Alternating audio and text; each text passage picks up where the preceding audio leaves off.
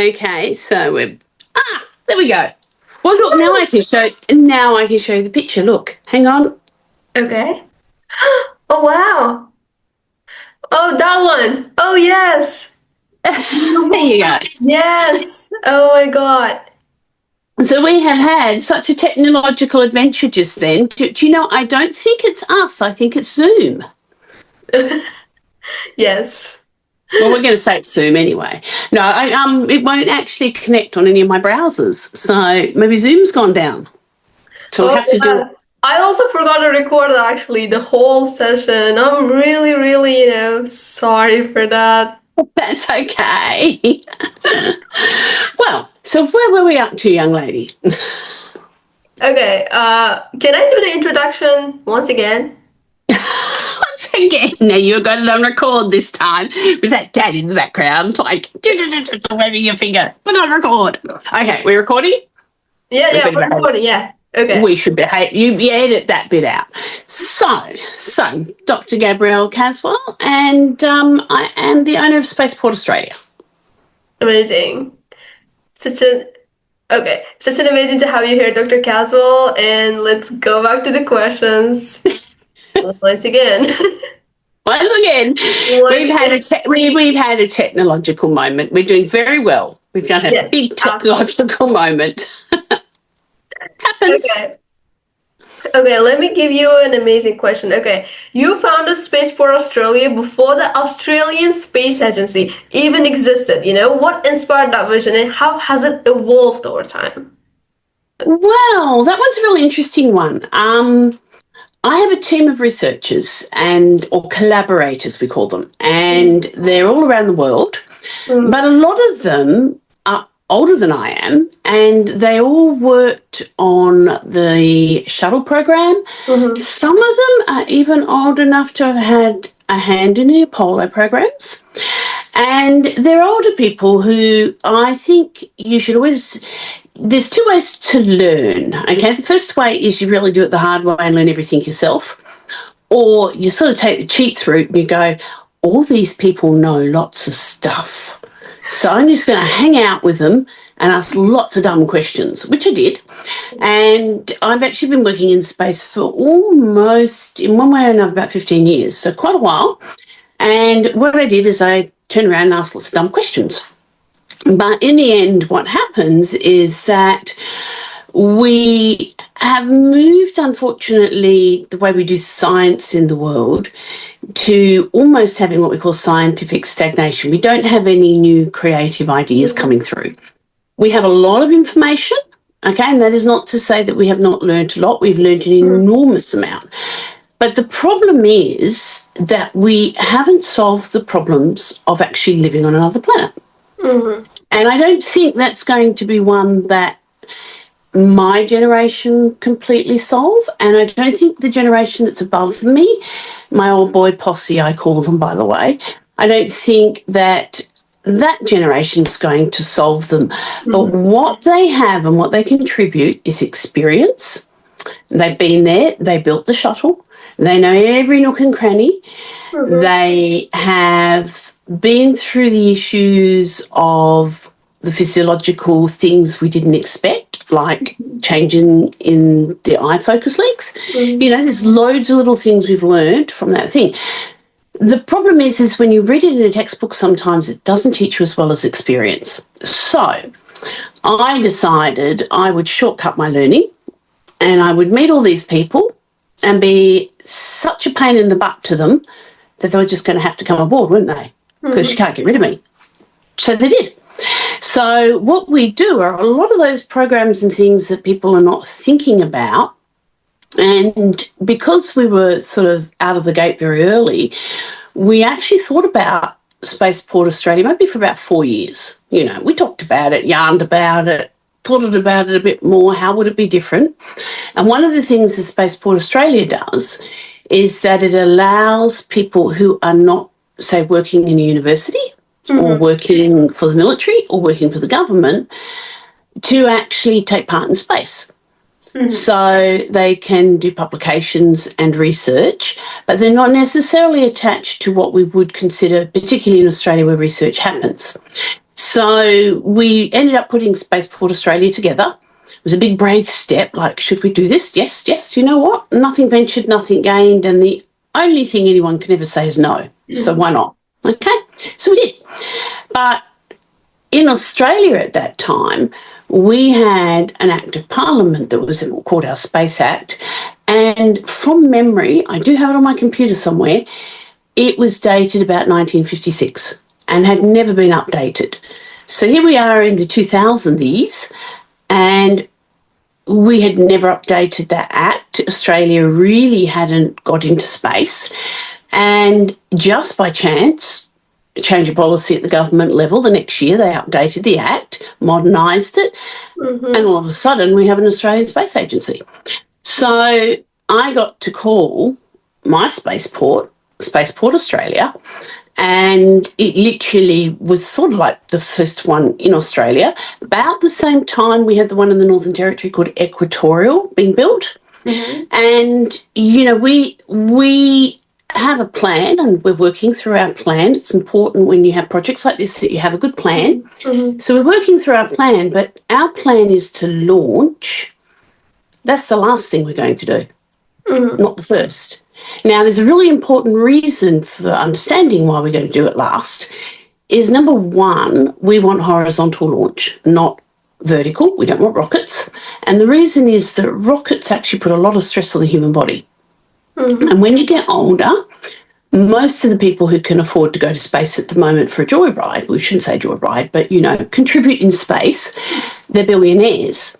But they're also older. And one of the things that happens when you're older, just on Earth, you lose maybe what we call about 20% of your heart's capacity for pumping. And now when you go to space and we are under all that pressure and all that gravity and all the other problems that happen in space, one of the things you need when you go to space is what we call a lot of cardiac reserve. And so cardiac means the heart and reserve means backup, basically. So you almost have to go get over fit to go to space to come back sort of like you were normal. Okay, so you over prepare. Now that's our only strategy, and this is a really important thing for your generation because it will be your generation leading the charge. That is the only strategy that we have to counter all the problems that we now know happen in microgravity and have known since the first space flight. Yeah, so we haven't solved a single medical problem. In over 60 years of spaceflight, doesn't matter what country you are, doesn't matter who you are, we've actually not solved a single problem. We may have got better at managing them, but that's not solving them.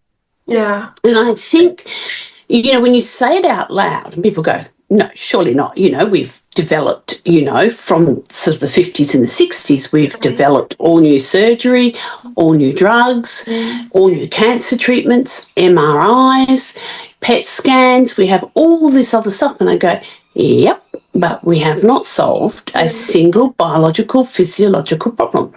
So then they go looking and they go, you know what? You're right. And I go, of course I'm right. I looked it up first. And that's the important thing. So my view is there are a lot of people out there who might have maybe slightly wacky ideas, slightly different ideas that may have the problem-solving idea.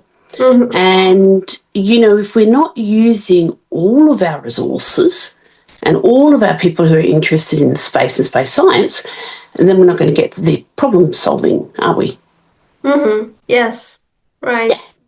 So, literally, I'm like a heretic because we don't necessarily depend on people who've gone to university.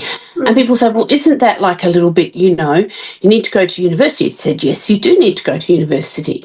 I said, but there are some areas of science you might have to question that. And when I say that, people sort of can't come up with an answer. And I say, you show me one billionaire computer person who went to university and finished a degree. Not one.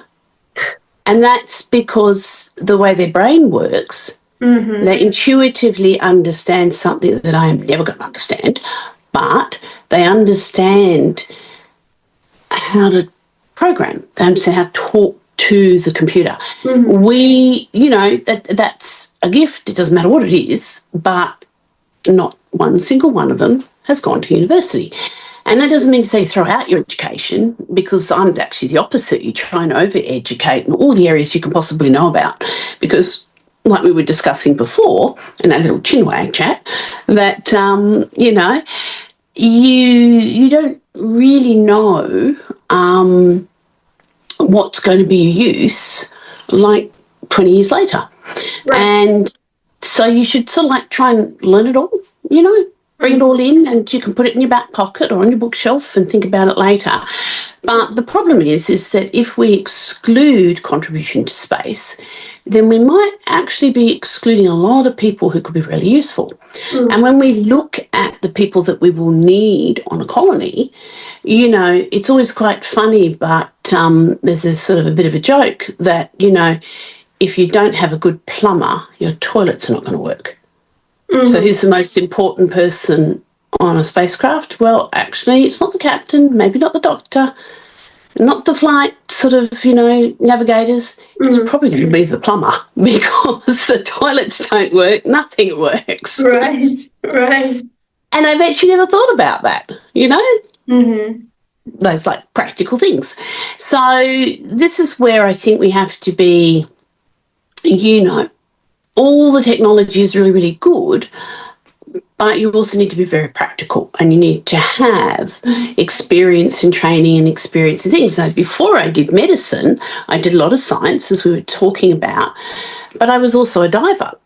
And we did a lot of dives, and people say to me, oh, those sharks in Australian waters. And I always say to them, yeah, once you've seen a crocodile, sharks are not that bothersome, trust me, because you've got to remember, a crocodile will stick you under a log and come back for you later. Wow. A shark, just sort of a bit of an immediate response thing. But I will tell you something really groovy about a shark. So particularly the big white shark, which we have a lot in Australia, they're if you're say being attacked by a great big animal, okay, their vulnerabilities are always going to be their eyes and their ears and their senses, okay? So it's almost instinctual. You'll poke something's eyes out. You just go, okay? When a shark goes into attack mode, it has a shield that comes down over its eye. And it protects its eye. And it goes like a shutter. Oh, wow. And it can still see through it. Go look it up. It still sees through it. Okay. It goes into attack mode, and it goes with this, so you can't poke it in the eye, which I think is a bit of an unfair advantage. If you need to poke it in the eye, don't you? Absolutely, yes. They can protect themselves by doing that. They can indeed. And there's a conference actually that I go to in America, and it's called a wilderness conference. And it does actually have a lot of people experience with NASA, because the people who spend time outside in the wilderness understands the remoteness and the restrictions that you have when you're up on up on a spacecraft. And it's really interesting because they get to the dangerous animal, sort of talk, and they go, just don't go to Australia. Just and then they say, is there anybody from Australia? And we sort of like put our hands up really meekly and go, yes, just over here, we're from Australia. And they go, how do you survive? Everything there eats you, bites you, or kills you. And I went, yeah, get used to it. I said, you don't leave your shoes outside at night because the snakes like to go into the warm shoes. And I said, yeah, don't go diving where the sharks like to swim and eat. You don't go in looking like a seal. It's pretty simple, And it's a standing joke. And they just said, what about the spiders? And I went, well, you sort of have a bit of a truce. There's inside my house and there's outside my house. Inside my house, you die. Outside my house, you get to live. And spiders are rather strategic. They prefer to live, so they will go outside. So, it's just, you learn to live. It's not that, and the cities are like any other city in the world, But Oh, except for the funnel webs, which, they and the trapdoors, and I suppose the redbacks. There's a list. Right, yeah. But that might be quite interesting because, all the medicines that we make, modern medicines that we use, often start as a poison. Mm. And so spiders and snakes, may actually offer a whole range of medicines we haven't thought about yet. And of course, we'll eventually land on a planet that has trees or something that looks like trees. It might be blue, it might be purple, because purple is another way to do photosynthesis. Mm-hmm. And, there'll be things that have grown up on that planet which may have the same applications or not. Okay, so, we have to think about that, in mind, because you might be the plumber, but you might be the plumber who's had a really good, interest in camping and gone out camping back out here and knows all these biological things that the doctor doesn't know because the doctor just simply doesn't have that knowledge. So I sort of, on that sort of basis that I think everybody can contribute to space. And I think that everybody, can come up with an idea to problem solve is sort of, but they don't get the opportunity because they're not doing a structured research program or something. So we have a lot of doctors who do doctorate degrees and they go what we call clinical or see lots of patients, but they have lots of problem solving solutions for medicine. Because they've gone what we call clinical rather than research, this gives them an opportunity to sort of take part in that. And there used to be a class of doctors which sort of faded out with modern medicine, and they were called practitioner scholars. Mm-hmm. So practitioners saw patients, but also scholars. So they wrote down their observations. And just about anybody can be a scientist and a good observer. You just have to be a good observer. You have to sort of watch things and notice the differences. And those are the sort of things that I thought were a bit missing. So we started before COVID, and then unfortunately we got interrupted because of COVID, like everybody else on the planet. So we had to wait because I had lots of patients to see and lots of things to do in the clinics. And then we got back to it. But sometimes having a break, it's maybe... sometimes it can be considered as a disadvantage or it can be considered as an advantage because we couldn't travel and we couldn't do things, but we have the internet. Well, we didn't have the internet earlier, but we have the internet, and the internet allows you to work with people all over the world. So we started gathering our people, so to speak, and then we put out a paper which was basically a solution to the most common problem on the space station. Do you know what the most common problem on the space station is? No. What is that? Skin. Skin? Skin. Wow. Why? It is the number one complaint from all astronauts. It doesn't matter if they just stay 3 months, 6 months, 12 months, it's the number one complaint. Wow. So they get acne. They get rosacea, that's where their face goes all sort of red and nasty, and they get very dry skin. They get lots of things. So I just happen to have a practice that works in skin. So we fix a lot of skin. Mm-hmm. So with a chemist, we put together a paper which, and again, this is where you sort of got to bring all your information in, and the enzymes that make your skin, that's called a barrier, that make the barrier, they like a very low or acidic pH. Mm-hmm. So you have bugs that live on your skin, okay, that eat the oil that your skin makes, that's called sebum, and it breaks it into fatty acids and triglycerides. Right. But the fatty acids lower the pH of the skin. Ooh. So the enzymes that make the skin work better. So if you strip all the oil off your skin, you've made it more alkaline, so less acid. Mm-hmm. And when you make the skin more alkaline, you get rosacea, you get acne, you get dry skin, and we have all these skin problems. Mm-hmm. So we wrote a paper that not only took into account all those issues, we also put the physiology of the skin in. So the skin makes vitamin D. It's a little factory, and you can go out to the sun and it will actually make a vitamin that your body uses to make your bones strong. So if we have a problem with the skin, then we've got a problem with the vitamin D factory. Now, vitamin D does a lot of things in the body. It helps you see. It helps you think. It stops psychosis. It makes the bones. It's part of your lungs immune system. It's part of your gut immune system. And it does all these other things in the body, which we didn't know, to be honest. When I was growing up, it was like get a bit of sunshine, you know, mainly because it was get a bit of sunshine, you look good with a tan. But now we know that's not that good. But back then, that's what you did. You got a bit of sunshine. But the thing is by getting a little bit of sunshine, we're actually topping up our vitamin D. Now, the problem is that we have a lot of people who live in countries where, particularly in winter, you don't get the vitamin D.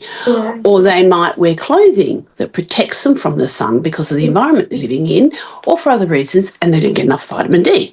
And that's when we start to get a load of physiological problems. So we sort of said, well, if the skin's not functioning properly, and we were going to put someone on what we call an exploration class space mission, so an ECSM is the correct terminology, and we were going to shoot them out from Earth, and we're going to wave at Mars on the way past, and we're just going to keep going. And we're living in that artificial environment where, as we were talking about the gut before, the gut is, you know, outside the body and has loads and loads of bugs in us. Well, technically not in us, but because the gut's outside the body, but they replicate faster than our skin, our cells do in our body, which means that we could have a nutrition problem. And if we have a nutrition problem and we have a vitamin D problem, then we're automatically going to get an immune problem. Okay, now, the immune system, the human immune system, even on the ISS, collapses within 2 weeks. Doesn't work. So remember, and this is a really important thing that people need to remember, the ISS is in LEO, or low Earth orbit. So it's still protected by our magnetic field. So it's not getting all the radiation that's out in space, and we have ionizing radiation. We have the naughty neutrinos, and then we also have galactic cosmic radiation. I just like to say that, galactic cosmic radiation. Makes me feel like an Avenger. And we have all this other stuff out there that are going to be hitting our body. And that's going to alter the way that our immune system behaves. But just in Leo, it takes about 2 weeks to become immunosuppressed. Wow. That's not very good for us because we need our immune system. Right. Keeps our body. Yeah, because we're going to get what we call exotic infections. So on Earth, we get a range of infections that we already sort of know about. We know what the bugs cause them. But you see, the interesting thing about the bugs that cause all the problems on Earth is they now replicate 4 to 6 to 10 times faster in space. In space? So, in space. So, and here is the really big problem. They're already resistant to our antibiotics. Wow. And just 2 days ago on the Chinese space station, they actually discovered a whole new bacteria. So I haven't completely read the paper, but I've got a feeling that in that what we call plasticity, one bacteria said to the other bacteria, you know, if we sort of get married, we can make a new kid bacteria. But the problem is it's new to science, it's new to us. Oh my God. Yeah, so the biggest threat to longevity in space might be the bugs we take with us. And of course, those bugs break down our food, give us our vitamins, give us all our minerals. And really interesting, if you change the bugs in your bowel and you lose diversity, so if you're in a spaceship or an enclosed environment, what actually happens is all the bugs in everybody's bowel, which are very different, all become the same. And if they all become the same, we call that lack of diversity. And then we have what we call alpha diversity, beta diversity. So alpha diversity is one that we find in everybody's bowels and in good mouths, okay? And each part of the bowel has different bugs. So it's like a little factory when you're making a car, you know, you put the chassis in and you move it to the next station, they put the frame on, move it to the next station, you put the door on. Well, if you think of the bowel like that, because it has about 6, 7 stations, and those stations are very attuned to the bugs that are there. And those bugs actually keep the bowel healthy. So if you have a change of bug, then you might have pathologies in the bowel that we really don't want, like Crohn's disease or irritable bowel disease, some cancers. So it's really, really important. Now, of course, we have different bugs in our teeth. Now, the teeth are really interesting because if you increase diversity, remember we were decreasing diversity in the bowel, if you increase diversity, you're going to need a lot of fillings and you're prone to mouth cancer. So it's the opposite. So in the mouth, we want less diversity, but certain bugs. In the gut, we want lots of diversity and a whole range of bugs that live in different zones. So we're very quite complex, aren't we? Who would have thought bacteria, you know, would mean so much to us? And so we consider it 2 habitats, the skin, the hair and the appendages, they all go together. And then we have what we call the oral gastrointestinal gut, and that's from your mouth right down to your bottom. That's one great big tube, and it just has little stoppers along the way. So stoppers that stop at your stomach, stoppers that stop at the bottom of the stomach, and then the bowel's a bit bent and a bit different bugs live there, and the next one you go to the next section, and different bugs live there, and you go to the next section. And they have been with us in the evolution of hominids or humans or towards humans 15 million years. Oh my God. So I reckon they might know us pretty good, you know, which could be a blessing or it could not be a blessing, you know. And then, of course, about 100,000 years ago, when we didn't have cities, we lived in what we called hunter-gathering tribes. So we would, you know, wander the planet and kill our game and eat them and follow the game, so to speak. Then we developed agriculture. Now, when we developed agriculture, all the bugs in our gut changed because the food was different. And we had 4 crops, which we seem to have started with worldwide: corn, wheat, barley, and rice. And if you follow agriculture across the world as it's being sort of introduced into different societies and they get the hang of it, there are 2 things they make uniformly worldwide: beer and bread. Right. And that's because they both use grains, they both use yeast, and they all use sugar. So what we have is this, we don't know what came first, whether it was the beer. My husband says it's the beer. I think it was the bread. But they all sort of came together because it's almost the same stuff, just used differently. And, you know, you can go into Egyptian tombs, and when the Egyptians painted on the tombs, that was what they were going to take to the afterlife with them.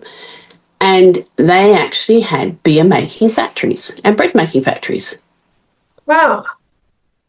So I actually had to make Egyptian beer. So I actually went back to the Sumerians, which were even older than the Egyptians. And there are recipes that you can actually find on the internet that are absolute, written down from the original recipe. And I made a coriander beer because they had beer that was lots of spices in it. And then I made a normal beer. I don't think I should stop being a doctor. I think that would be a good thing because my beer's not very nice. But I don't think anybody's beer was nice back then. But they drank the beer because the water was poisonous and made everyone sick. And you know, like we laugh, but then that might be what happens to us when we're colonising the planet. Oh, right. Yes. Yeah. Yeah. So we're going to have to know how everybody who goes to space probably has to know how to make beer. There you go. The other interesting thing with beer, now this is a really interesting thing I learned when I did that exercise, is that when you make beer, the nutrition in beer is more than the base ingredients you put in. Mm-hmm. Wow. It's just about the only food stuff on the planet we make where the nutrition increases. Mm-hmm. Because the yeast in the beer, and we have yeast in us too, remember that, it grows in our tummy. Mm-hmm. The yeast, actually, when they ferment and they go sort of foamy and they eat the sugar, a little bit of sugar you put in there, or the honey, they actually put more nutrients in by the way of vitamins, minerals. And so they sort of make the beer, I'm not going to say healthy, but it was healthier than the water. Mm-hmm. And in Egyptian times, you could get paid in beer. Oh, yeah? Mm? Wow. So you could take your beer to the shop and say, hey, I'd like a new pair of sandals, please. I'll give you one beer for one sandal, 2 beers for a whole pair, you know? Oh, Because it was a currency. And it was a currency, a bit like we use money, because it had value. And so these are the sort of things, even though we're moving towards a very, very technological part in our evolution, we still need to remember the old things, because it might be the old things we have to do. Yeah. And it might be the old things that we, have to do for survival, not, out in space, because you just can't pop down to the grocery store, can you, and get a litre of milk? Mm-hmm. No, you got to take the cow with you and milk it. So, I think these are things that we have to have a balance between all the technology that we'll take and then all the stuff that we sort of going to need for basic survival. Mm-hmm. And so the other thing is with technology, and I think this is not often discussed, and it really people should start discussing it. Once we move out of LEO, low Earth orbit, none of our computers are going to work. Really? Now, can you think why? Why? I think you're probably a bit young, actually, because there's no cloud. No cloud. Oh. Oh. And radiation also? And radiation, that's it. It's going to fry our chips. And there is, I think it's 2014. Basically, anything past 2014 won't work because there's no cloud. There's no internet. Yeah. And on top of that, the radiation. So they have a lot of laptops up on the ISS, and that's in our envelope. It's in our protective envelope, the magnetic mantle. They blow up all the time because they get fried from just the radiation that goes through there. So we've become what we call technologically advanced, but we're possibly not robust with our technology. And so when we started Spaceport, we started to look at all the problems that we were going to have in space. And we did that first paper. Then we developed a supplement. Now, the supplement's very, very specific. What we were looking at is increasing the oxygen exchange in the lungs. So we breathe in oxygen, it goes into our lungs, and then it gets exchanged across the membrane, and our blood picks up the oxygen. Now, in low oxygen environments like the ISS, they have too much carbon dioxide, so that's what we breathe out, not enough oxygen. And what that can do is it can actually make you a little,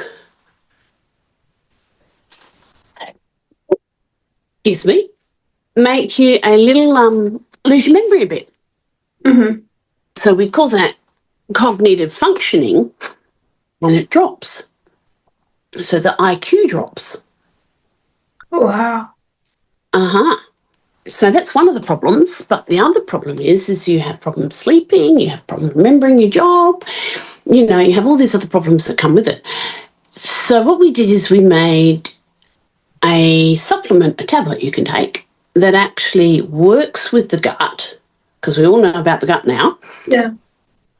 And makes the lungs more efficient so that you breathe 10% more air in low oxygen environments. Wow. Okay. So, but then we got clever, okay? Because if you're going to swallow a tablet, you may as well make it good. So it is antibiotic, anti-osteoporosis, because we know people lose their bones in space, antiviral, anti-tumour, as well as increasing the oxygen.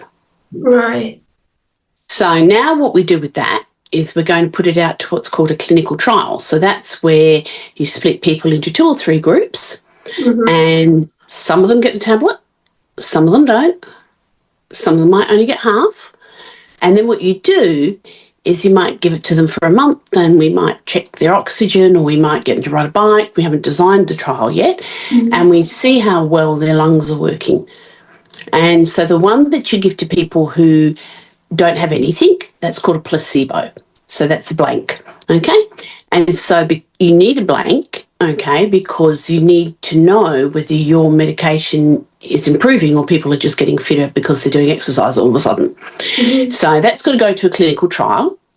And then ideally it needs to be either trialled again at high altitude, because high altitude, so up at the top of the Himalayas, there's high altitude, it's got low oxygen, and see if there's a difference. Or wouldn't it be a dream if we could send it to the ISS for testing? Right. So that's one project we did. But of course, a lot of our medical equipment is computerized now. Right. So we hunted around the world, and we now actually have a completely radiation-proof microchip. Really? We do. You can look at it on our website. And now we have buddied up with another company, and we think we can do AI in space. So we've gone from no computers to maybe having the ability to do AI in space. Then we got thinking, well, okay, we can phenotypically, is the word, manipulate the humans via their gut with all these positive effects, but they've still got this problem with radiation, haven't we? Yes. And if we're going to put people to live on these planets, they need to be able to live in safe habitats, and they need to be able to grow food, because plants are just as upset by radiation as we are. So then we got thinking, and we made a biological radiation-proof habitat. And when we say biological, that means that it's biological. In other words, it's not using lead for shielding or metal for shielding. Water is part of it, because water is very good with radiation. And then we thought, well, a lot of the soils and stuff up there, we might have to think about that, because we can't grow crops on Mars, because the regolith, which is the proper name for the regolith on Mars, has a toxic chemical in it called perchlorites. Now, if humans take that, or we eat a plant that has it in it, well, if the plant manages to grow, because it kills us all. So possibly not what we want as an outcome. I'm just sort of thinking, we go all that way and everybody eats their first meal that they've grown, and they all, be bad outcome. Possible, yes. So we started thinking about, well, what do we do about that? And interestingly enough, we found the technology, not all of the technology, in 10,000-year-old soils. Really? It's not the first time that humans have made soil. Oh, wow. Okay. So all that archaeology that I did and all those undergraduate degrees, I scratched my head and I went, there was something, where was it? Had to go digging for it. But the other thing is that even when you find this soil that was made 10,000 years ago, you can quote unquote activate it and it'll grow stuff today. Wow. So what we did is we mixed that with the synthetic soil. Then we mixed it with a certain amount of bugs, because soils have bugs just like our gut does. Mm. And we made what's called an archaeological, anthropogenic, big words, soil, which can go to space. Impressive. So what we can do now is we can flat pack the habitat. That rhymes, doesn't it? Flat pack the habitat. We can vacuum the soil, put it on a pallet, put it into a spaceship, and then when the spaceship gets halfway to Mars and they have to grow their own food, they can unpack the habitat, then put the soil in there, and they can grow stuff. Wow, what an amazing project. Okay. Now, the particular habitat, though, doesn't just eat radiation, so to speak. It also eats what we call nitrogenous waste. Mm-hmm. So all the stools that everyone's going to produce, we can recycle. And then it's rather fond of carbon dioxide and carbon monoxide. Now, what was the gas that made us lose a little bit of our IQ? Mm-hmm. Carbon dioxide. Carbon dioxide, yeah. Yeah. So then we went one step further, because we know the immune system collapses. And part of the immune system and the way that the body runs are little batteries in our cells. We call them batteries, called mitochondria. Now, mitochondria moved into our cells, we don't know how many millions and millions of years ago. They're not actually human. Okay? People sort of forget. They're not actually human. There's something that lives in our cells, and it provides us energy. We give it food, it gives us energy. So it's a bit like going to work. You give me labour, I give you money, we give it food, it gives us energy. Mm-hmm. And they're all over the place. We've got millions and millions and millions of them.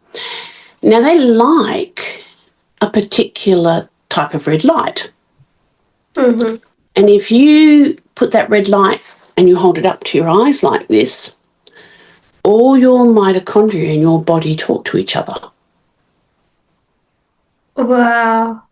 It is really amazing. It is. But not only that, at lunchtime, they all go on holiday.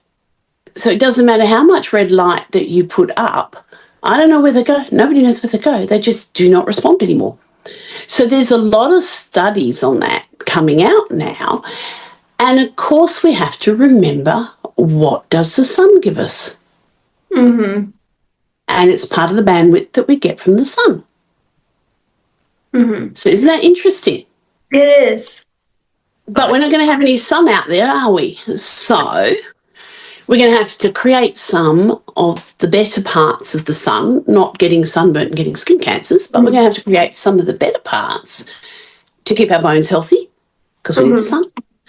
You know, to keep our mitochondria healthy, because the mitochondria run all the cells in our body. And then we're going to have to feed the cells by keeping the microbiome happy. But remember, there are like 5,000 species or something in the microbiome. It's so huge.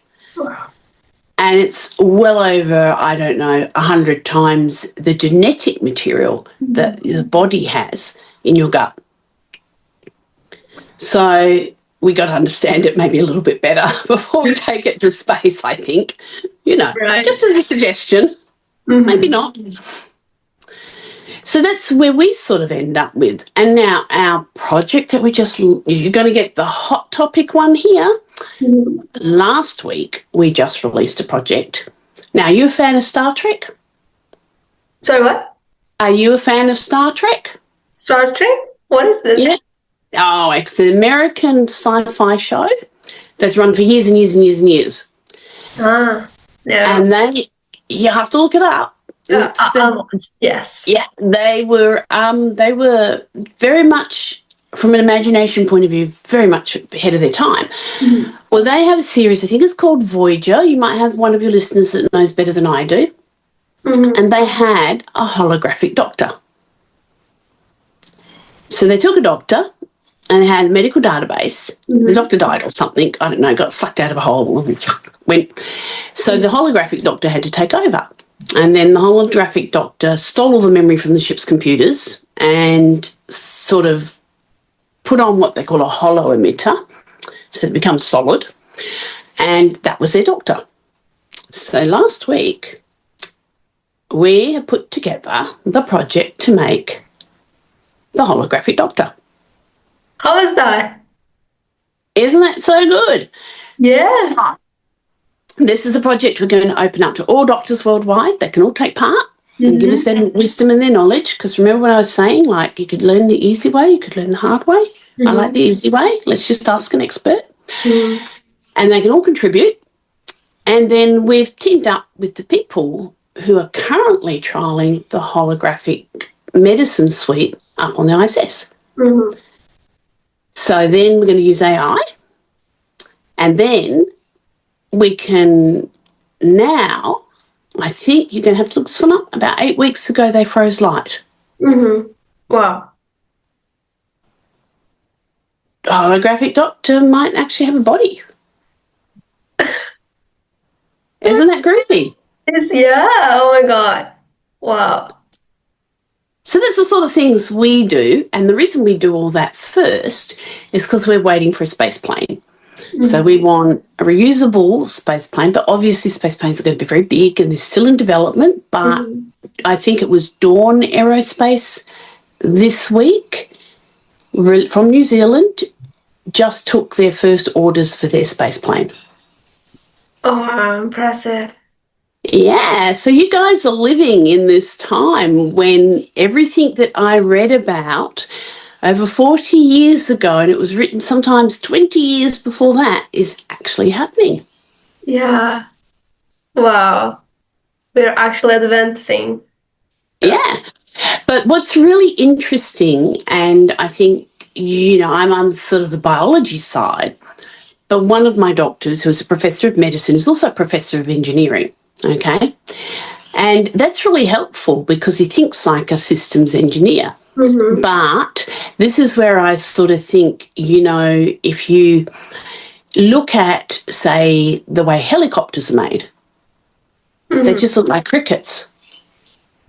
So there's a lot biology can teach engineering. And I think that there's probably a lot of application, if we're just doing straight STEM, that we can move into other areas, a little bit more difficult maybe to learn about, but you'll see things that other people don't see. Absolutely. So that's what we do. Amazing. Oh my gosh. You guys are doing a really great work in the world, so don't stop doing that. Never. No, we won't stop. We're having too much fun. Way too much fun. And the thing is, because we are independent, we can sort of pick the projects. Absolutely. And I love the patch. Oh, do you like? Here we go. Beautiful. It's very beautiful. They've got that one. Hang on. We've got one over here. I don't know if you can see that one. Space for Australia. What a beautiful patch. Yes, I mean we're almost halfway through 2025. Yeah. We've got to make another patch. So I was thinking maybe one with the moon. I'm not quite sure. Would be quite good though with the moon. I'm thinking so. But then I thought, even though it's still a bit far away for us, maybe something with Alpha Centauri. Wow. Because that's supposed to have something that we can land on and be a bit similar to Earth. So I haven't quite sort of defined, what would be a good memorable thing for 2025 for Spaceport Australia.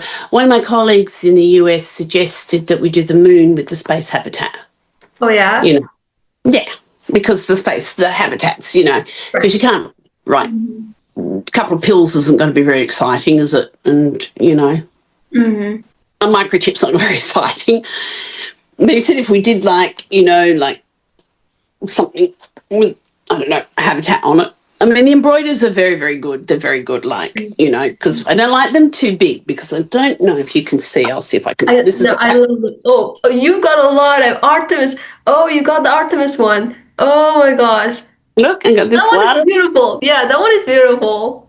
That's the ecology one. So that's really important. Yeah. What's on this side? Hang on, I got some others. What's that one? Space Space. shuttle, Space Kennedy Space Center. Oh my gosh, this one is Yeah. actually beautiful. And then I got them on the back. So You got love to collect packs, right? Just like me. Oh, well, look, when you travel and you just can't really like bring the engine back with you because it's a bit too heavy for your luggage. Yes. The good thing is you can do the space patches. You know, like you can have a patch jacket as they call it. Right, right. But I don't like too many at once. So I've got 2 jackets and I spread them across. You know, because I just like don't like too many but once. But I've got the one in the middle of the back, which is really good because it says Houston, I think we've had a problem. I like that one. So that will be, yeah. So, you know, so you can always get, you know, when you get the opportunity, patches are a thing. Everybody should collect patches because they're not too expensive and they're nice and light and you can put them in your hand luggage. There you go. Right, right. Yeah. So, as I said, I think I might do one with the moon with the habitat. Now, the habitat as well, here's something because you're a bit maths bent. What do you think is the strongest shape? Strongest shape. Okay. The round is cool. And triangle also looks nice if it's well matched and well organized, I guess. Because the shuttle one was really beautiful on you. And I like that. I got a really big one for the Artemis one because, of course, we were expecting Artemis Oh, yeah? 3. Yeah, 3 to go off, but I think it's been delayed. And then they're building the gateway now. So, well, it might change. Everything changes all the time. So the gateway is like a space station that's going to be up there near the moon. And, you know, we'll sort of up to the space station, onto the next bit. So one of you guys are going to have to get me a warp drive because that's just not going to be my skill set. But we really do need a warp drive, you know, so that we can, you know, zip around the universe like it's no tomorrow. A bit like we zip around the Earth, hey? Yeah. Well, when I grew up, all those years ago, you probably get fed up with everybody saying this to you. When I grew up, getting on an aeroplane was like something only the really rich people did, you know? Nowadays, it's like getting into a taxi, you know? Yeah, right. Getting on a train. So, you know, it changes. And if we get the technology bedded down, yeah, people will just be jumping up to space for a week. Why not? You know? Yes. Well, I'd probably leave it as a week because if you go to 2, your immune system gets a bit shot. So, you know, we have problems then, you know. But I'm really happy that you guys are solving this in the spaceport, Australia. I really appreciate that work. Yeah, we're getting there. Well, our work is really based on humans and keeping humans alive. So, but there is also a very big difference between being alive and thriving. Right. So, you know, and we have genes, like everybody knows we have genes in the middle of our cells. What we are attempting to do with our technology, and you can see how it all sort of fits in, but we have a supplement for the astronauts and the passengers. Then we have a habitat that protects them and that allows them to grow food, high nutrition food, because it has to be high in protein in space. But then we've got the computers, because when they fly the shuttle, you see, this is the thing people don't understand. They had a 3-relay computer system. So you had 3 towers and every calculation was done by the 3 computers. And if one was not working properly for some reason, radiation, neutrinos, whatever, then when they did the calculation, if it didn't get it right or match the other 2, then they pull in a 4th computer to actually do the math. Wow. Okay, so we're still going back to that system because nothing else is going to work properly. So that's my game. You remember I said to you, like, you can learn it all the hard way or you can just get the old experienced people in. And so what we're looking at with our computer systems is we'll have computer stations and that you'll have something like on your wrist, like a mini iPad, and that you can go and actually just plug into the computer. Right. Yeah, because you're probably not going to get the wireless internet-y thing that we're all, you know, and the Ethernet that we enjoy now. So, you know, we have to come up with a solution because obviously computers save us a lot of work. And I think particularly in those areas where fuel management, food management, navigation, you know, in our case, when the real doctor, the human doctor needs a second opinion, when they're not going to send a team of doctors up like you see, you know, in the emergency department, they'll have a holographic doctor to ask a question of.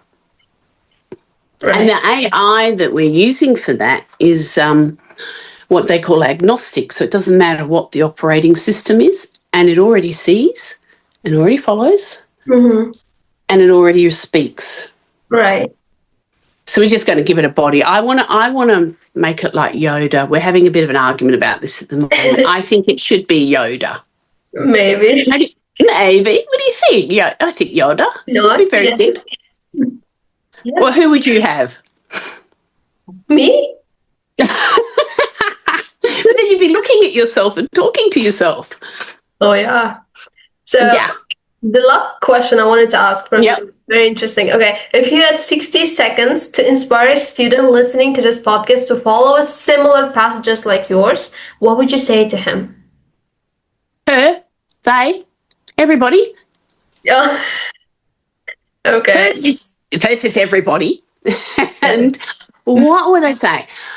I would say never let anybody tell you no.